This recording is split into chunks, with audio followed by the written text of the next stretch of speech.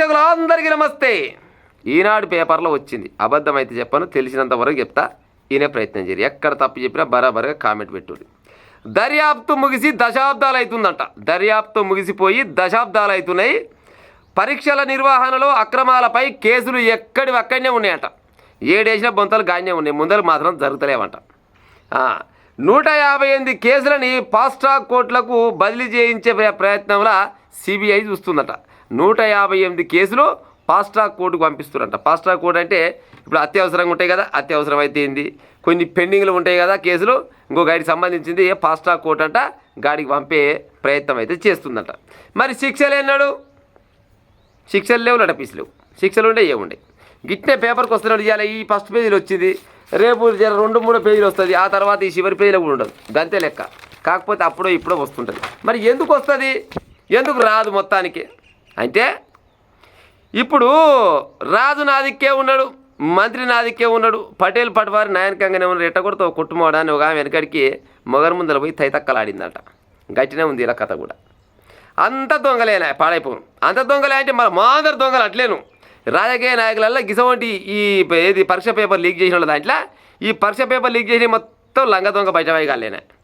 మరి ఏడికెళ్ళి ముందర పడతాయి, ఇక శిక్షలు ఏడికెళ్ళి పడతాయి.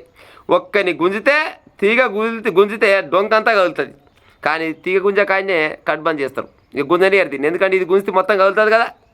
ఒక్కంతో అవుతుంది ఈ పని, ఒక్కంతో అవుతుందా? ఒక్కని వెనకంగా ఎంత లంగ దొంగ బయటవాయిగాలు ఉంటారో వాళ్ళంతా బయటకు రావాలన్నా. మరి ఎప్పుడు వస్తారు? ఇప్పుడు సిబిఐ వాళ్ళే ఇప్పుడు దాదాపుగా ఇటువంటి కేసులు మొత్తం సిబిఐకి అప్పచెప్తారు. మరి సిబిఐ వాళ్ళే ఏం చేయలేకపోతురు అంటే సిబిఐ వాళ్ళని కూడా మేనేజ్ చేసినట్టేగా లెక్క అనుకోవచ్చా మనం? అనుమానం అనుకుంటే ఇప్పుడు వాళ్ళని కూడా మేనేజ్ చేసిరని చేస్తే పాడైపోను. ఈ మధ్య కాలంలో ఒకటి దొరికిండు, అంతకన్నా ముందు ఇంకోటి దొరికిండు. వాళ్ళు ఏమంటారు, ఇటువంటి సిబిఐ మస్తుకు వస్తూనే ఉంటుంది, పెద్ద మాకేమన్నా సూద్యమే ఉంది, ఇలా కొత్తే ఉంది, పాడైపోను, వస్తూనే ఉంటారు, పోతూనే ఉంటారు. ఇటువంటి కేసులు మస్తుగా అవుతాయి. అవసరమైతే 50 లక్షల రూపాయలు ఖర్చు పెడతాం. 50 లక్షల రూపాయలు ఖర్చు పెట్టి మొన్న కూడా అన్నాడు, అది చేసేటాడు, ఆయన పేరు ఏదో ఉండే. 50 లక్షల రూపాయలు ఖర్చు పెడితే అలాగే ఇలాగ తిరిగితే 2-3 నెలలు బయటపడతాం. బయటపడడానికి ఏం చేస్తామంటే మళ్ళీ ఇదే పని చేస్తాం. మళ్ళీ ఇదే పని చేస్తే మళ్ళీ ఎన్నో కొంచెం సంపాదించుకోవచ్చు. 50 లక్షలు వాళ్ళకి ఖర్చు పెట్టి బయటికి వెళ్ళామనుకో 100 కోట్లు 1000 కోట్ల రూపాయలు సంపాదించవచ్చు. ఏమవుతుంది చెప్పరి? ఉల్లిగడ్డ మీద పొట్టు పోయినట్టు కూడా ఉండదు. ఉల్లిగడ్డ మీద పొట్టు పోయినట్టు కూడా లెక్క. 50 లక్షలు అంటే పెద్ద పరాక. ఇప్పుడు లేనోనికంటే 5,000 రూపాయలు చాలా కష్టం, 10,000 కష్టం, 1,00,000 రూపాయలు ఇంకా కష్టం.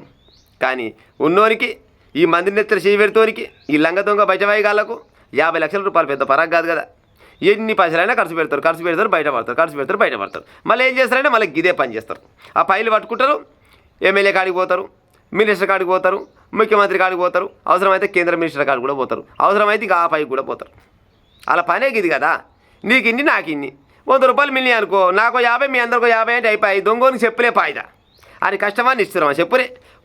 ఇప్పుడు దొంగతనానికి పోయినాం, ఏం దొరకనప్పుడు ఏం చేస్తారు?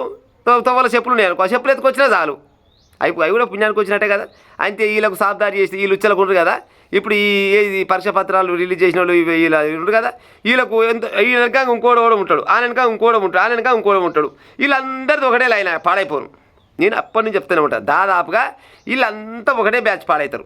రాజకీయ నాయకులైనా, అవినీతి అక్రమాలు చేసే రాజకీయ నాయకులు వీళ్ళైనా, అధికారులైనా వీళ్ళంతా ఒకటే లెక్కనే. నీ పని నేను చేసి పెడతా, నా పని నువ్వు చేసి పెట్టు. గిసవంటి కథలు పడ్డాక మళ్ళీ ఏమన్నా అంటే పేపర్లలో మాత్రం శిక్షలు ఎప్పుడు పడుతుండొచ్చు, దొరకకుండొచ్చునా, దొరికిరు. మరి వాళ్ళకి ఎలాంటి శిక్షలు వేస్తారు? ఎలాంటి శిక్షలు వేస్తే ఏముంది, ఓనికి తెలిసి పాడైపోయింది. ఇప్పటి వరకు 100 మంది దొరికిరు, 1000 మంది దొరికిరు. మరో అవినీతి అనకొండ దొరికిందని వస్తుంది పేపర్రా, మరో భారీ తిమింగలం దొరికిందని పేపర్కి వస్తుంది, సొరసేపలు దొరికినాయని వస్తుంటారు. అక్రమాలు ఎన్నో రకాలుగా కొత్త పేర్లు పెట్టి వస్తూనే ఉంటాయి పేపర్లో. వస్తాయి కానీ ఆ దొరికిన వాళ్ళకు ఎలాంటి శిక్ష పడుతుంది? ఒక్కరికైనా ఇప్పటిదాకా, సరే గత ప్రభుత్వం అయినా కానీ ఈ ప్రభుత్వం అయినా కానీ ఇప్పటిదాకా ఈ గిసవంటి లంగ దొంగ బయటవేయగల అవినీతి చేసిన వాళ్ళు అయినా, పేపర్ లీక్ చేసిన వాళ్ళు అయినా, ఇసవంటి వాళ్ళని కొనవయ్యి ఎవరికైనా యావజ్జీవ కారాగార శిక్ష చేసిరా? ఎవరికన్నా ఒక ఉరి శిక్ష చేసిరా?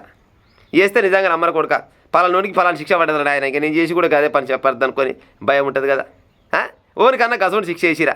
ఎవరికి ఏరై పాడైపోను. మరి ఎవరికి భయం పాడవుతుంది? చట్టాలంటే వాళ్ళకి ఏమైనా భయమా?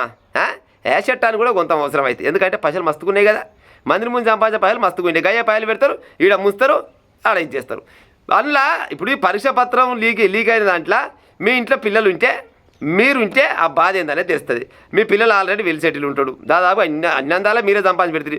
ఒక్కొక్కరికి బంగ్లాలు, విల్లాలు, ఓపెన్ ప్లాట్లు, ఎకరాల కొద్దిగా భూములు, బంగారం, ఎండి, ఎన్నో రకాలుగా విదేశాలలో కూడా హోటళ్ళు, ఇన్ని రకాల సంపాదించక మీ పిల్లలకు మళ్ళీ పరీక్ష రాయాలి, వాళ్ళు చదవాలి, బాలశిక్ష చదవాలి, పరీక్ష రాయాలి, పాస్ కావాలి, ఉద్యోగం రావాలి, ఇవన్నీ వాళ్ళకేమెక్కర. ఇవన్నీ చేస్తే ఎంతో కొంత జీతం వస్తుందని చదువుకున్న పొరగాలు ఆలోచిస్తారు, కుటుంబం బాగుంటుందని ఆలోచిస్తారు. ఇవన్నీ చేయకుండా మీరు సంపాదిస్తూనే ఉంటాయి. వాళ్ళకి అలా చదివేందుకు గిసోటి పరీక్షలు ఎందుకు? నీ కిందికి నీళ్ళు వచ్చినాడు అవపడుతుంది. నీ కిందికి నీళ్ళు రావాలంటే ప్రభుత్వాలు గట్టిగా ఉండి గిసోటి లంగ దొంగ బయటపై పని చేస్తాలని చక్కగా గురవై ఆ తిహార్ జైలుకి వేసి రావాలి. తిహార్ జైలు వేస్తే కష్టం ఏంది, బాధ ఏంది, అబ్బా ఎంత పెద్ద పొరపాటు చేస్తున్నా నాయన, జీవితం మొత్తం విలనే గడిచిపోయా అని అనుకుంటే ఆ ముచ్చట అందరికి తెలిస్తే ఎవడన్నా గిసోటి పని చేయకుండా ఈ పరీక్ష పత్రాలు లీక్ చేయకుండా ఉండే ఉపాయం ఉంటుంది, అవినీతి చేయకుండా ఉండే ఉపాయం ఉంటుంది. కానీ మరి గసోటి ఈ చట్టాలు వస్తున్నా అయితే మరొకసారి నిన్న మన జంతర్ మంతర్ కాడ లొల్లి పెట్టినట్టు మరొకసారి కూడా నిరుద్యోగులు, విద్యార్థులంతా బయటికి వెళ్ళి మళ్ళీ లొల్లి చేస్తే మరి అయితే అవుతుందేమో పాడైపోరు మరి.